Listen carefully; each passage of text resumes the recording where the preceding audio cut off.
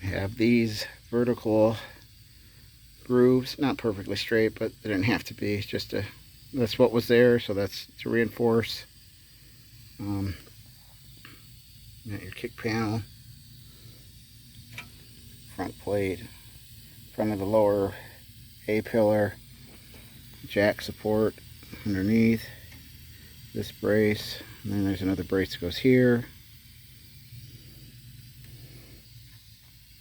And so originally this came out all the way and it was on top of the floor.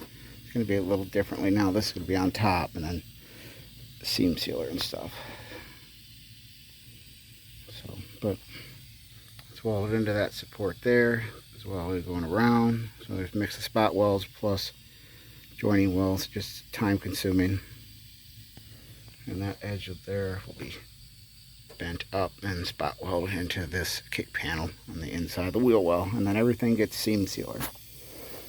And then of course floor pan here, and the new outer rockers that were made, because they don't make them, so we had them bent up because we wanted full length pieces. And I gotta do that side.